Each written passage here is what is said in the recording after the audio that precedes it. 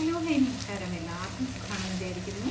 ഇന്ന് ഒരു അടിപൊളി എൻ്റെ ലിവർ വരട്ടിയെടുത്തത്. നല്ല ടേസ്റ്റാണ് കേട്ടോ അത് കഴിക്കാനായിട്ട്. ചപ്പാത്തിയുടെ കൂടെ ആണെങ്കിലും ചോറിൻ്റെ കൂടെ ആണെങ്കിലും ഒക്കെ അടിപൊളി ടേസ്റ്റായിട്ടുള്ള ഇതെങ്ങനെയാണ് ഉണ്ടാക്കുന്നത് നോക്കിയാലോ. ഇതൊരു 450 ഗ്രാം ചിക്കൻ്റെ ലിവർ പാർട്സ് ആണ് കേട്ടോ. ഇതിലേക്ക് ഒരു കുറച്ച് ഉപ്പ് കൂടണ്ട കേട്ടോ. ലിവറിലൊക്കെ ഉപ്പ് ഇടുമ്പോഴത്തേക്ക് ഉപ്പ് ഒരുപാടങ്ങ് ഇട്ട് കഴിഞ്ഞാൽ ഭയങ്കര ഉപ്പിൻ്റെ ചെവയായിപ്പോൾ. അപ്പോൾ ഉപ്പ് ഒട്ടും കൂടണ്ട. പിന്നെ അതുപോലെ തന്നെ ഒരു 1/4 ടീസ്പൂണിൽ ഒട്ടും കൂടണ്ട നമ്മുടെ ഇഞ്ചി വെളുത്തുള്ളി പേസ്റ്റ് കേട്ടോ. പിന്നെ വേണ്ടത് മഞ്ഞൾപ്പൊടി, 1 ടീസ്പൂൺ മുളക് പൊടി, 1/2 ടീസ്പൂൺ മല്ലിപ്പൊടി, 1/2 ടീസ്പൂൺ കുരുമുളക് പൊടി, ഗരം മസാലയോ ചിക്കൻ മസാലയോ ഏതെങ്കിലും 1/4 ടീസ്പൂൺ. ഇതെല്ലാം കൂടി ഒന്ന് നന്നായിട്ട് കൈ കൊണ്ടൊന്ന് മിക്സ് ചെയ്യാം. വെള്ളമൊന്നും ഒട്ടും ചേർക്കണ്ട കേട്ടോ. ഇത്ര മതി. ഇത് ഇങ്ങനെ അങ്ങ് വെച്ചേക്കാം. ഒരു പാൻ അടുപ്പത്ത് വെച്ച് കൊടുക്കാം. അതിലേക്ക് കുറച്ച് ഓയിലും ഇട്ടു. ഒരുപാട് അധികമൊന്നും വേണ്ട കേട്ടോ, കുറച്ച് മതി കേട്ടോ.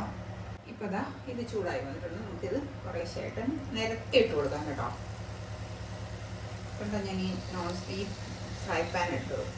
ഞാൻ അടച്ച് വെച്ച് കൊടുക്കാം കേട്ടോ. ഒരു 2 മിനിറ്റ് കഴിഞ്ഞിട്ട് അങ്ങ് അടച്ച് വെച്ച് കൊടുക്കാം. ഒരു സൈഡൊന്ന് മൂത്ത് വരട്ടെ. നമുക്ക് ഒരുപാട് ഹൈ ഫ്ലെയിമിൽ ഇട്ടിട്ട് ഇതിനെ വേവിച്ചെടുക്കണ്ട. എന്താ നമുക്കിനി അടുത്ത സൈഡ് ഒന്നങ്ങ് തിരിച്ചിട്ട് കൊടുക്കണം. തിരിച്ചും മറിച്ചും ഇട്ട് ഒരു 10-15 മിനിറ്റ് ഇട്ടങ്ങ് വേവിക്കണം കേട്ടോ. നന്നായിട്ടങ്ങ് വേവിച്ചെടുക്കണം കേട്ടോ. അതാണ് ആ ഒരു ടേസ്റ്റ് എന്ന് പറയുന്നത്. ഒരു 10-15 മിനിറ്റൊക്കെ ആയിട്ടുണ്ട്. നമുക്ക് ഇത് ഞാൻ ഇളക്കി ഇട്ട് കൊടുത്തിട്ടുണ്ട് കേട്ടോ. 2-3 പ്രാവശ്യം ഇങ്ങനെ ഇളക്കി കോരിയിട്ടുണ്ട്. ഇനിയിപ്പോൾ ഇത് നമുക്ക് ഇതൊന്നും കോരി മാറ്റാം. ഇതിലേക്ക് ഒരല്പം കൂടി ഓയിലും ഒഴിച്ച് കൊടുക്കും. ഒരു 1 ടേബിൾ സ്പൂണൊക്കെ മതി. നേരത്തെ അതിൽ നിന്ന് നല്ലതുപോലെ വെള്ളമൊക്കെ ഊറി ഇറങ്ങിയിട്ടുണ്ടായിരുന്നു. ഇനിയിപ്പോൾ കുറച്ച് ഓയിൽ ഒഴിച്ച് കൊടുക്കണം.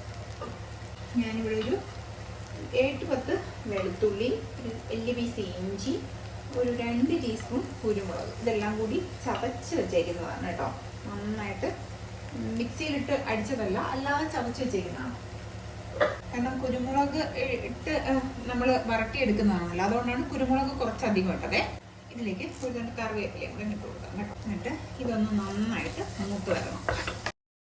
നന്നായിട്ട് മൂത്ത് വന്നിട്ടുണ്ട്. ഇനി ഞാനിവിടെ എടുത്ത് വെച്ചേക്കുന്നത് 2 ചെറിയ സവാള. വലിയ സവാളയാണെങ്കിൽ 1 മതി കേട്ടോ. അതിനൊന്ന് തീരെ കുഞ്ഞായിട്ട് അരിഞ്ഞു വെച്ചിട്ടുണ്ട്. അതിനെ ഇതിലേക്ക് ഇട്ട് കൊടുക്കാം.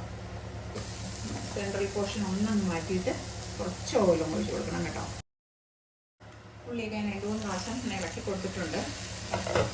നന്നായിട്ട് വാടി വന്നിട്ടുണ്ട്. ഇതേപോലെ നന്നായിട്ട് വാട്ടിയെടുക്കണം കേട്ടോ. സവാള നന്നായിട്ട് വാടിയാൽ മാത്രമേ ആ ഒരു ടേസ്റ്റ് ഉണ്ടാവുള്ളൂ. സവാള ആയാലും ചെറിയ ഉള്ളി ആയിരുന്നാലും നന്നായിട്ട് വാട്ടിയെടുക്കണം. ഇനി നമ്മൾ ഈ എടുത്ത് വെച്ചേക്കണം, ഫ്രൈ ചെയ്ത് വെച്ചേക്കണം സാധനങ്ങൾ. അതാ ഇതെല്ലാം കൂടി മിക്സ് ആയിട്ടുണ്ട്. നല്ല പ്രത്യേക മണമാണ് കേട്ടോ ഇതിന്. ഉപ്പൊക്കെ ഉണ്ടെങ്കിൽ വേണമെങ്കിൽ ഇപ്പം അങ്ങ് ഇട്ട് കൊടുക്കണം കേട്ടോ. ഉപ്പൊക്കെ ഉണ്ടോയെന്ന് നോക്കണം. ഒരു 1/4 ടീസ്പൂൺ മതി. ഗരം മസാല കൂടണ്ട. ഒരല്പം കുരുമുളക് പൊടിയും കൂടാം. ഒരു 2 കറിവേപ്പില.